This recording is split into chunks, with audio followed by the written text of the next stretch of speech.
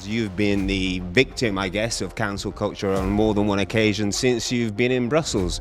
We had this really good venue, which was then cancelled. And then we got another venue, and they agreed, and they cancelled us a day before the conference. Finally, in the end, we managed to find a venue called Claridge's in one part of Brussels, and even there, the local mayor tried to cancel us. They called out the police, and they said basically, unless we leave the place, everybody will get arrested.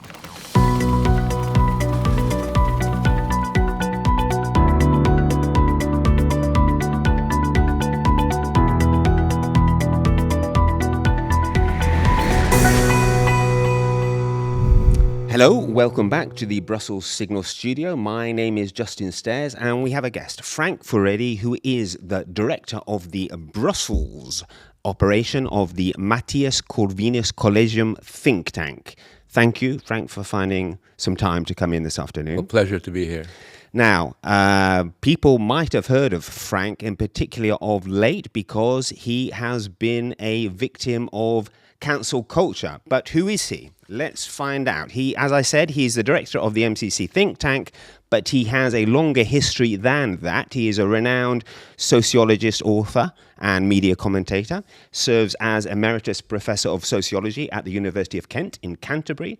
He has published over 25 books and is known for his insightful analysis of cultural developments in Western societies.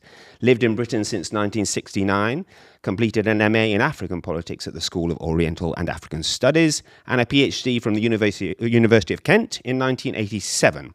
A former student radical, he became involved in left-wing politics in Britain in the 1970s, was a member of the International Socialists, and several left-wing groups. In fact, the Revolutionary Communist Group, the Revolutionary Communist Tendency, the Revolutionary Communist Party. So maybe we could start there. You also founded Spiked Online in 1990. So you used to be a revolutionary communist, correct? Yeah. Why? Well, I'm Hungarian originally. Family was involved in the 1956 revolution against the Soviet Union. I always had a very radical background. I got caught up in the spell of the 1960s, which for me was a very great period where you felt anything was possible. And in that moment, I felt that the best way of giving meaning to my sense of right and wrong was to be involved in left-wing politics. I was never left-wing in the way that it's classically understood. So, for example, I always had big arguments with my left-wing colleagues about the family. I always felt the family was a very important institution. It was essential for human civilization, whereas they regarded the family as oppressive or as a bit of a problem. I always had big arguments with them about democracy, because I always felt that it was better to lose an election but do it democratically than to win an election but do it undemocratically.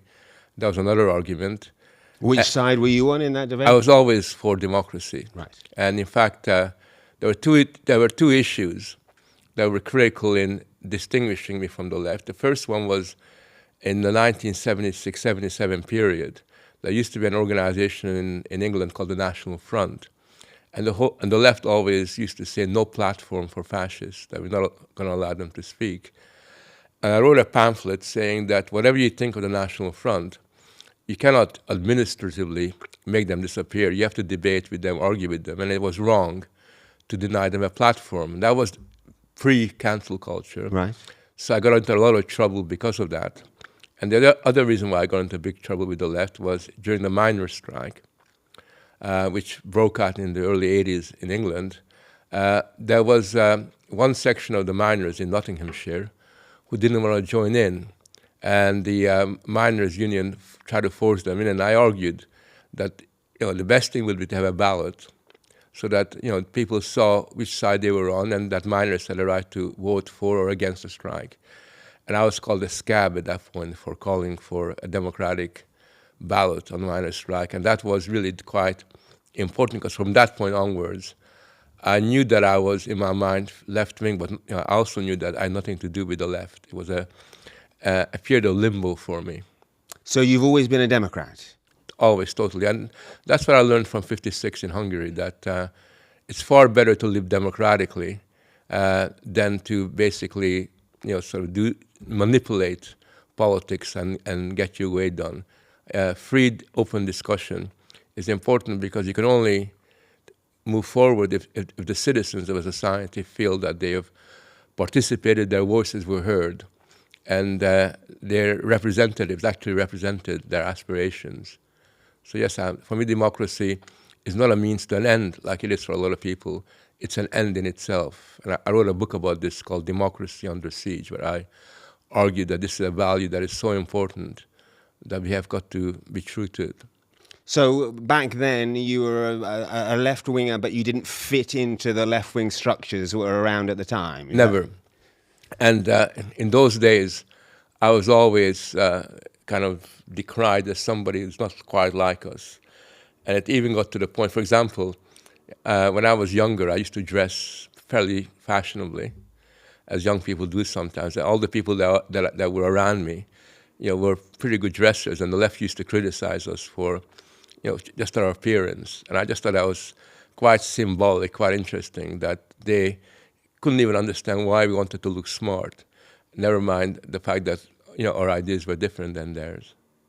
Okay, and so what's changed since then? I mean, is it fair, the MCC, for example, is it fair to call it a right-wing think tank? Probably. I mean, it's fairly conservative, although I don't really accept the political labels. I think they become zombie categories. But nevertheless, what I try to do, MCC Brussels, is to be open to engaging with what I call the old school left. By the old school left, I mean the left that isn't into identity politics.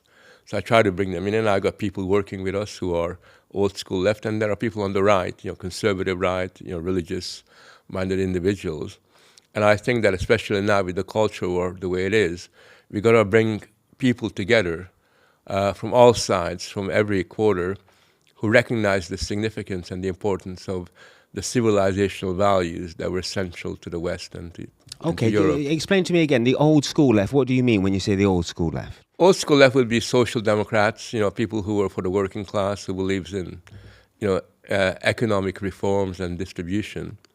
I don't have to agree with them on their politics, but I know that when push comes to shove, they understand, that, for example, mass migration is a problem. They understand that you have to protect working class communities in the way that's not done at all. They also understand that family connections are really quite important because they are really essential for you having a sense of security. So that kind of left, what used to be called social democratic in the old days, and there's still a few of them around, are natural allies to people like myself on the conservative side when it comes to identity politics related issues, when it comes to issues to do with culture and conflict of values. I'm just wondering, it sounds to me that you were a bit of a conservative lefty when you were young, though, right? If you said you were interested in the family even back then.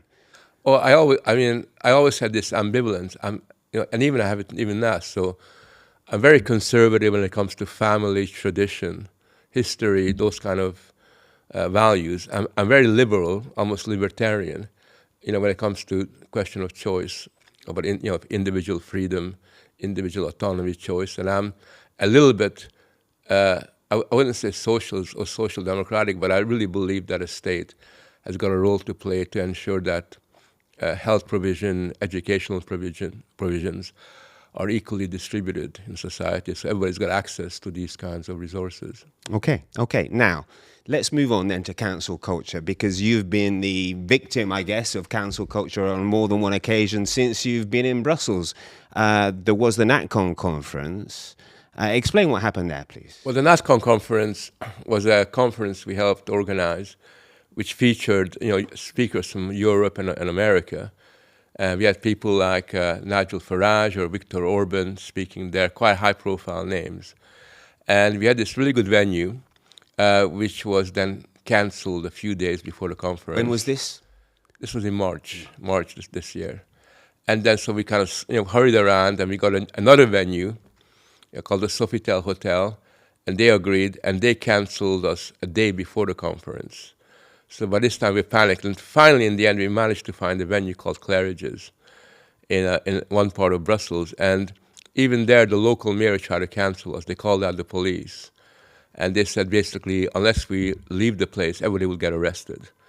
So we took a decision, this is me and my colleagues who work for me in MCC Brussels, that we're not going to let the police in. So we just locked the doors. One of our guys went out and basically delayed, just talked to the guy until the police got fed up. And they said, we'll come back in the afternoon. They never came back.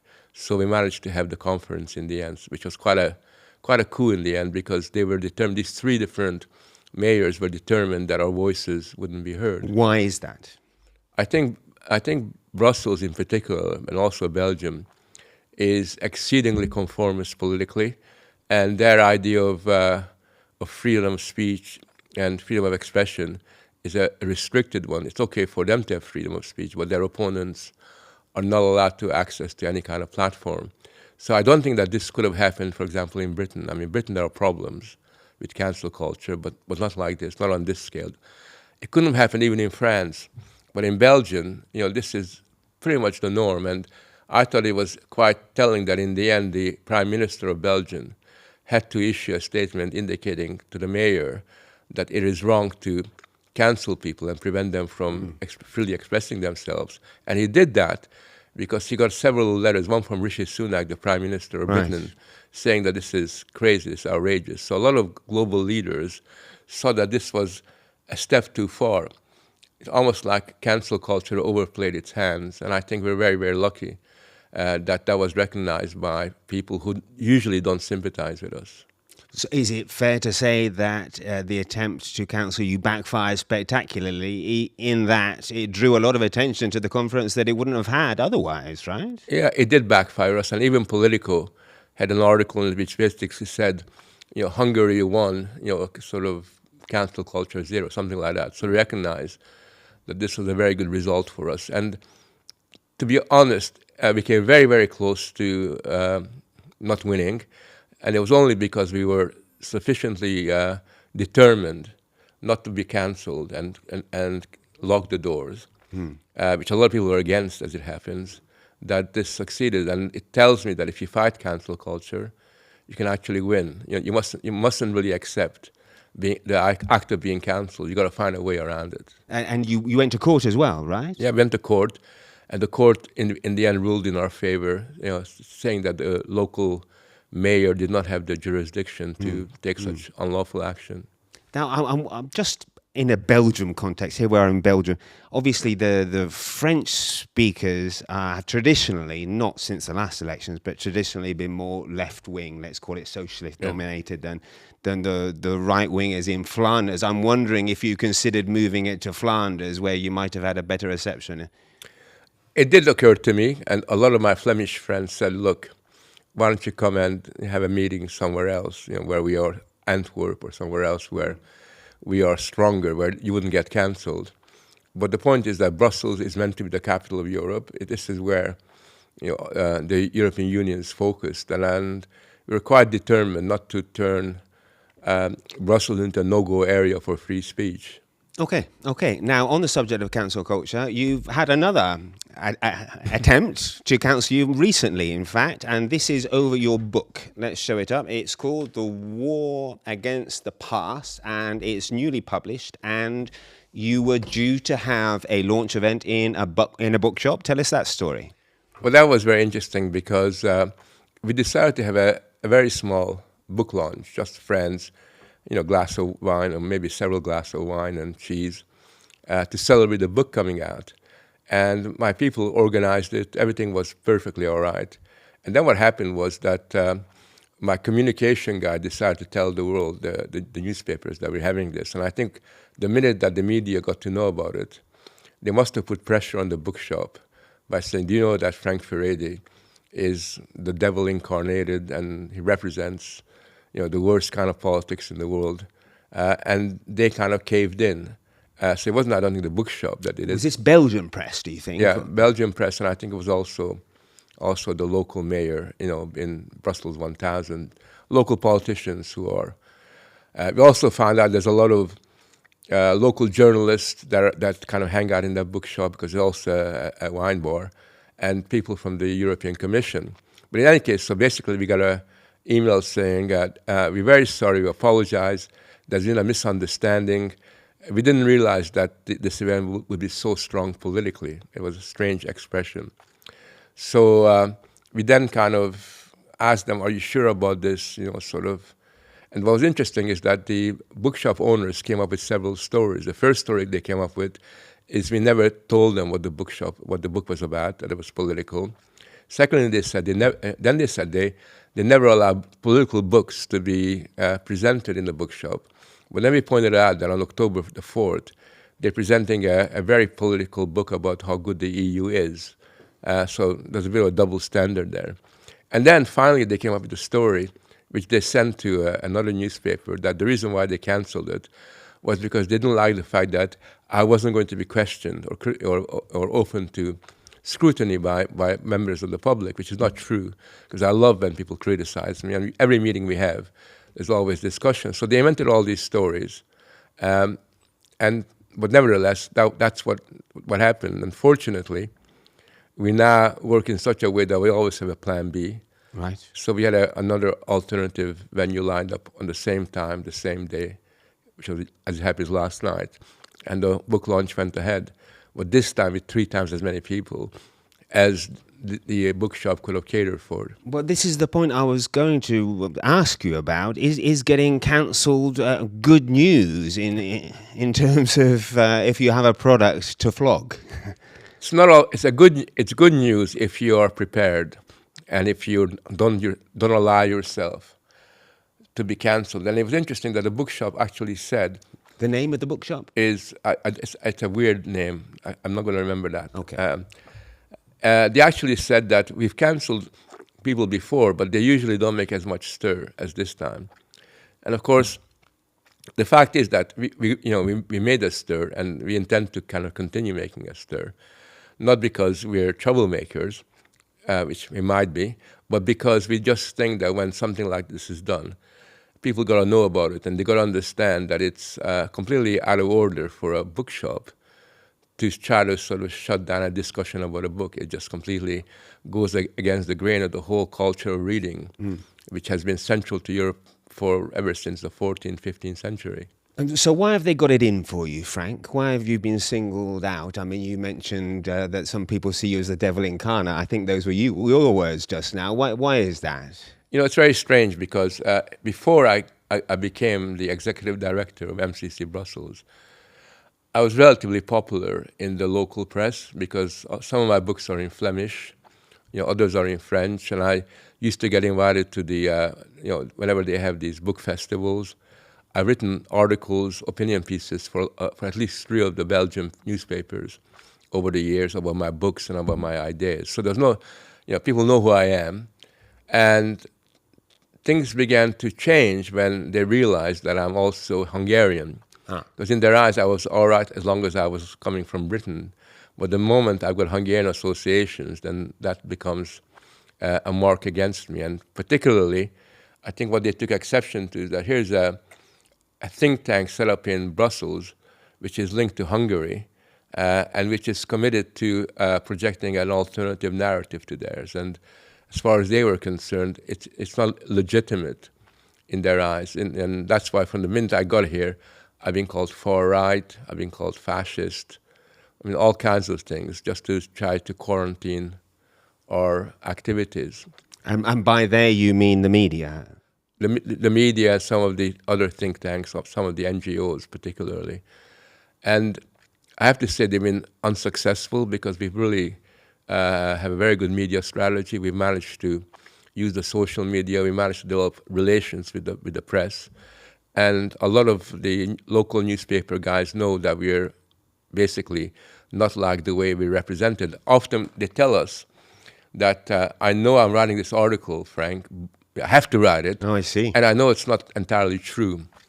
And sometimes they tell us that, okay, we don't agree with you, but I know your ideas are interesting and we'd like to, make that available. But there's a lot of media pressure to prevent us from being heard. But nevertheless, I'm very happy to say that we managed to get enough opportunities to have our voices heard, even in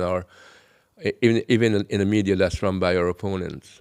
Okay, so it's going well, you say, better than you expected. But let's talk about then some of your ideas. In particular, you've written a lot of books, but let's talk about a few of the ideas that are in The War Against the Past. Now,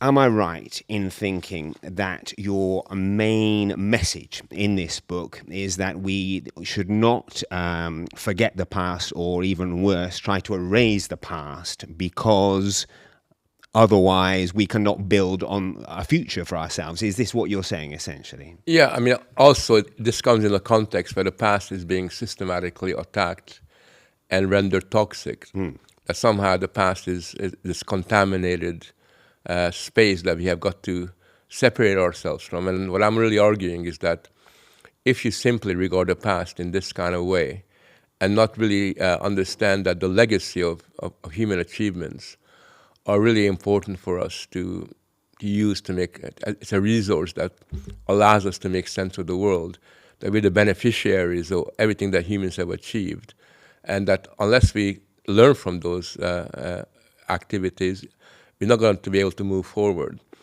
So my argument is basically, if we do not understand the past, we do not really incorporate that into our thinking, then we have no means of moving towards the future. We become stuck in the present, and that seems to be the predicament that we're in. And you list in there many attempts to rewrite the past. Yeah, not just, it's normal to rewrite the past. That happens every generation. But what I'm discussing in this book is, I argue that what's different today to any other time in history is that there's an attempt to annihilate the past, to basically to destroy it altogether. So it's completely not just rewritten, but it's turned into this very negative space. You know, somehow the past is morally dangerous, and we need to, it's almost like we need to insulate ourselves. We need to build a quarantine around the past so we're not affected by it. To the point at which they tell parents that you must, and children, that you mustn't listen to the advice of grandparents, because their advice would probably make your children ill or upset them or disorient them. So, you know, anything that's to do with our ancestors is immediately rendered toxic and immediately interpreted as somehow morally inferior to the way that we think about the world. Right, okay. I'm wondering, just off the top of my head, in what way this differs, for example, from the Soviet times, when they looked at their past and decided it should be erased, with the religion, for example, and even the family. In what ways does today differ from then? Well, the Soviets didn't say everything should be erased. They said something should be erased. And if you read the writings of Marx or Lenin or Gramsci, they would write about, you know, certain historical experiences that they celebrated. You know, so for example, for people like Marx, Lenin, Gramsci, the Spartacus rebellion would be seen as, you know, as emblematic of something that was really, really positive. And Marx writes about the way in which the French revolutionaries were using the poetry of the past of the Roman Republic as a way of understanding their predicament, and Marx really approved of that. I mean, he wrote his thesis, his high school thesis, on Augustus, the emperor of Rome.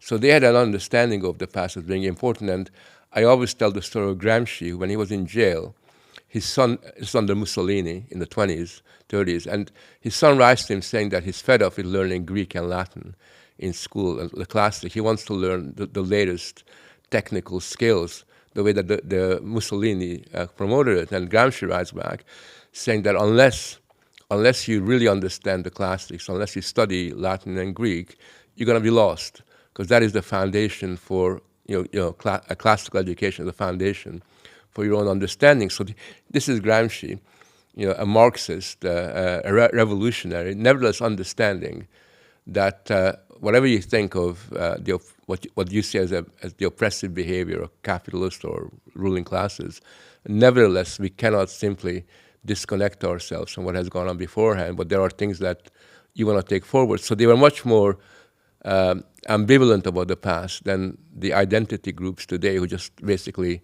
see everything as being negative.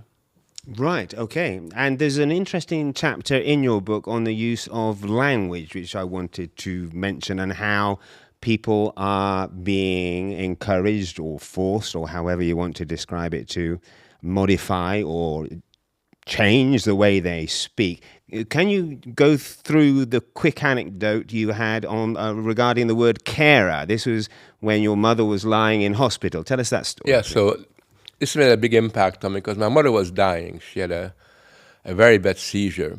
And I go to the hospital, I rush in there, I'm nervous, and I tell the receptionist that I'm Clara Furedi's son, and I'd like to see her as soon as possible. And she looks at me, writes something down, and says, "You mean you're her carer?" And I say, no, I'm her son. So we have this stand-up argument for a few minutes. I'm just thinking of my mother, and she doesn't want to recognize me as her son. So, to me that was just interesting that I'm a carer. Then I asked what's really going on here, and she said that we call everybody carers, even if they're not. Even if they're not, because that's a more inclusive term. Right. And to me that was very important because there's a difference between a relation that a son has to the mother, or a man to his wife, than a professional nurse or a professional carer who's got no emotional links with that individual. It means something very different. And if you flatten out all those relations and just see them as being carers, then we lose sight of what is really special in human interaction and intimacy and relations. So that choice of words is really quite important because it ruptures some very important emotional links that people have towards each other. There was another anecdote about the word picnic. Do you remember that one? I do. This was a number of words that in America you're not allowed to use anymore, on the ground that it's meant to be a racist connotation. And apparently, I don't know whether it's true or not, but it's claimed that a picnic was an event where white people would get together and watch black slaves doing things while they were having, Right, I'd never heard that one before. I never heard of it before, but the very fact is that I'm sure that when you go on a picnic, you don't think of anything to do with slaves or white or black or anything. It's true. It's true. Now there are some terms here which are good fun. Grievance archaeology is one of the ones you've invented. Explain what you mean. Well, basically, what I really mean by that is that identity groups dig into the past, and they want to find examples of things that they could find offensive, that they could really, demonstrate that they got strong views about, and they're always looking for events, and they're interpreting things in the worst possible light. And grievance archaeology basically means that you're trying to use the past as a resource to validate your identity at the moment, and you do it in all kinds of ways. For example, a lot of the trans activists, the trans ideologists, basically argue now that it's not right, it's illegitimate for archaeologists when they find human remains to basically say whether those human remains are a man or a woman, on the ground that how do you know how they would have identified, right? And it's almost like they kind of project their grievance back into the time of Cleopatra, right? In ancient Egypt, for example, you find these remains, and as far as you're concerned, we cannot say that Cleopatra's remains is that of a woman because we don't know how she was really identified, if she was around now. So it's a complete, this kind of whole grievance archaeology is really very much about kind of ruminating over every bit of the past and finding through today's prism. Exactly, it's like reading history backwards. Right, and to what extent is this an Anglosphere phenomenon? I know that since you've come to Brussels in particular, we now have cancel culture and what have you.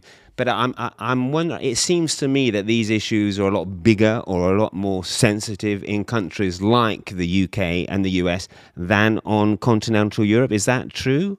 Well, if you look back the last 30 years, what always happens is that everything begins in California. It's that's where California values come from. They're very powerful because of the media industry, the film industry, and the kind of values that they invent gradually get exported to other parts of the United States, usually into the eastern seaboard, and then to England. England is the first port of call. Britain is the first port of call, and it gradually goes to Northern and Western Europe, but it takes a bit of time, a few months, 5-6 months. And then it becomes institutionalized through the activities of non-government organizations or the European Union. And you're right to say that it hasn't got the same degree of salience as it does in the Anglo-American sphere. But nevertheless, it's become really, really kind of global. So if you go to Warsaw in Poland, you'll find there are more than a trace of, even in Budapest in Hungary, you'll find that there are traces of this. And these ideals are being continually validated and promoted through Netflix, through films, through music, which appeals to the younger generation. So it is gradually becoming a global phenomenon, but driven by American soft power. I'm wondering if it's, to a certain extent, a function of the way languages can differ. For example, his and hers, which can be an issue in English. In French, it's not, is it? I mean, son stylo, we don't know, it belongs to the object rather than a person. I mean, that must throw up obstacles to the propagation of some of these ideas.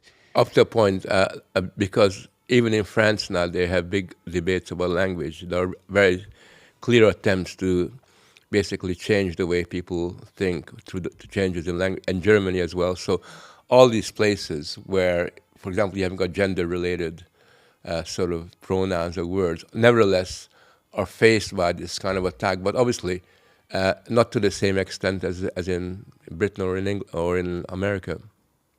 Now, obviously, the statue wars, which is, in fact, there have been statue wars here in Belgium. There's a King Leopold, is it the second, famously has had a lot of paint thrown on his statues here in Belgium. So it has crossed the continent, but it also seems to be a bigger issue in the UK. But this is part of the same phenomenon, right? This is what you're saying. It is. I mean, it is interesting how, there's a kind of dynamic, sort of.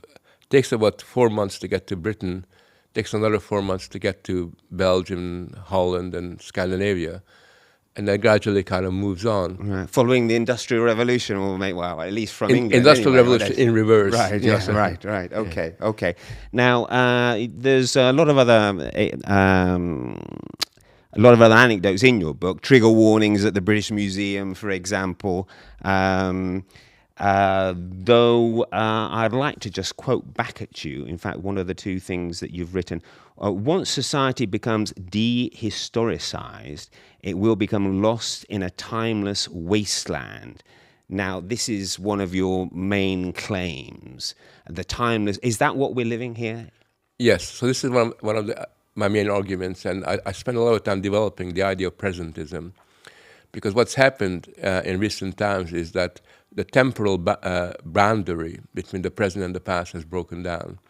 And it's almost as if advocates and activists feel that they have got the authority to teach people that lived in the past a lesson. So it's almost as if, when they criticize Shakespeare for being a racist or Aristotle, they almost relate to Shakespeare as their peer, as if, they're there. And they feel that they got the right to, for example, rewrite a Shakespearean play on the ground that it needs to be more explicitly racist, because Shakespeare was hiding his racism, and we know better than Shakespeare did what he really meant. So the boundary goes, and of course, if you have the temporal boundary between the past and the present destroyed, then also the boundary between the present and the future is also destroyed, because there can be no future, or we cannot think of a future that's different than the present if we already are living in this ever-present that also incorporates the past.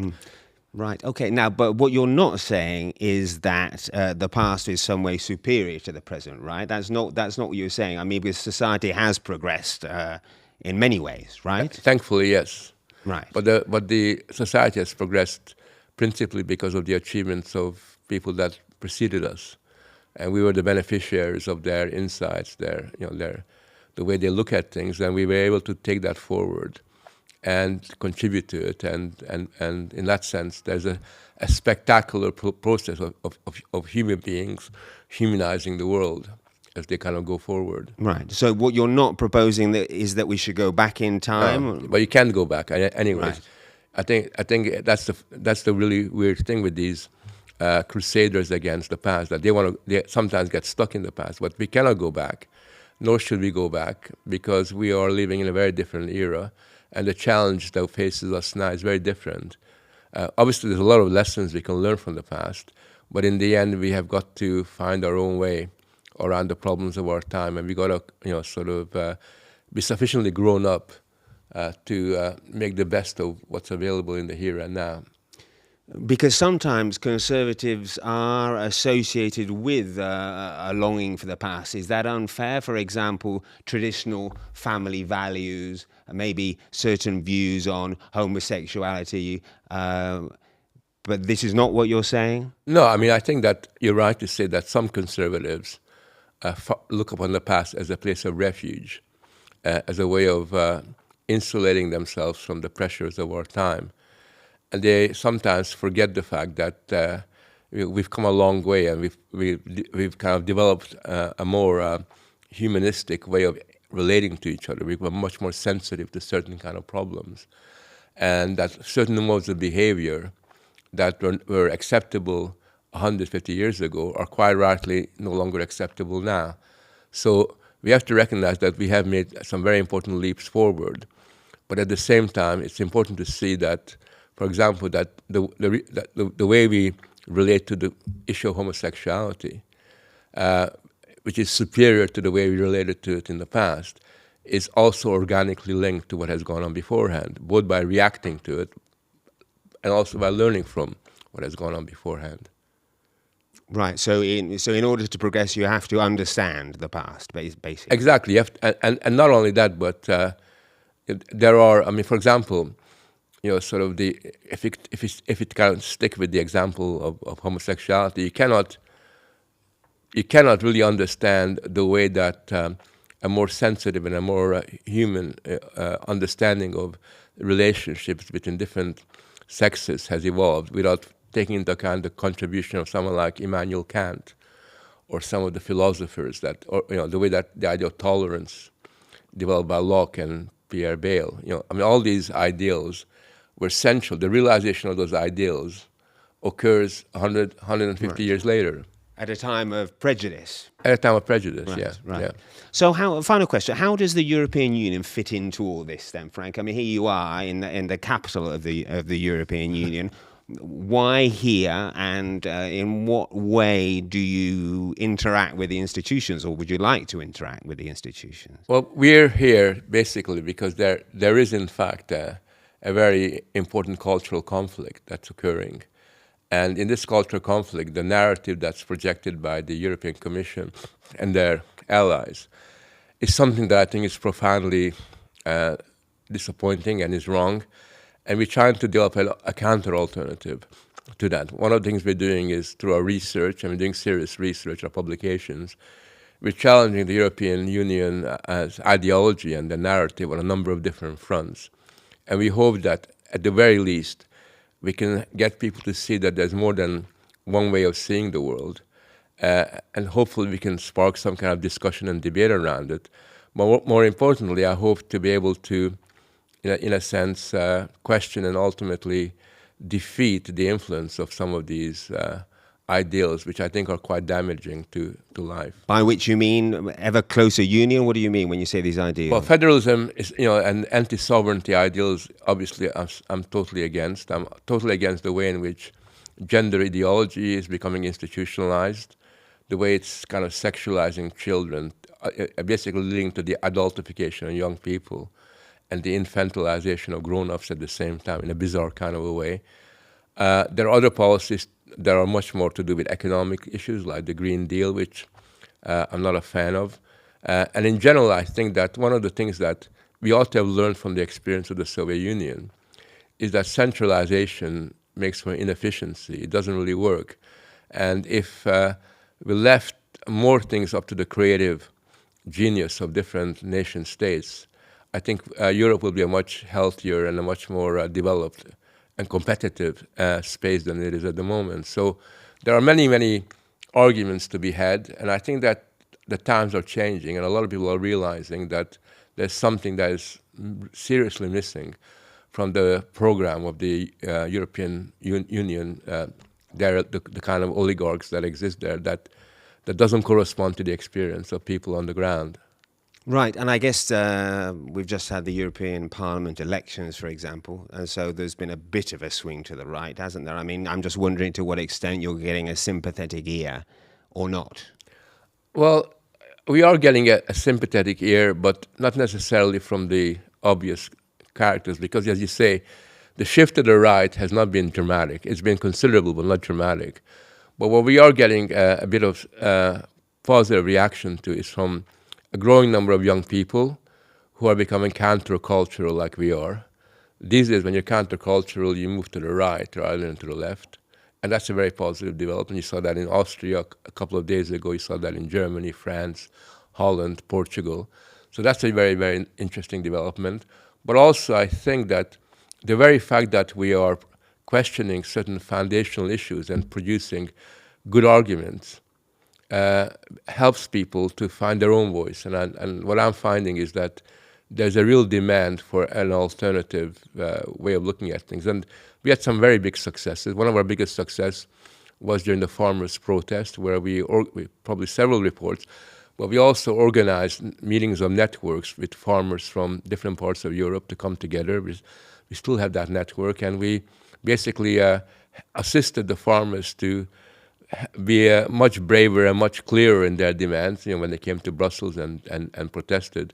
And they were able to put a lot of pressure on the EU Commission and even gain some concessions. So those kinds of activities, which are not strictly speaking think tank activities, are never as very useful, because they demonstrate how ideas and action, when they march alongside each other and when they're fairly clear, can make a difference even in relatively difficult circumstances. That's true. I remember when they were here, the farmers protesting right outside here on Place Luxembourg in front of the European Parliament. They shut down the whole area. I'd never actually seen that before. Is this the kind of thing you're talking about? Yeah, I mean, that's right. And they did it by themselves. But prior to that, we had a meeting, sort of that we organized, where we had all the Spanish and the French and sort of Belgian, Dutch farmers get together, and they decided that the time had come for them, because basically their way of life was under threat. It still is under threat,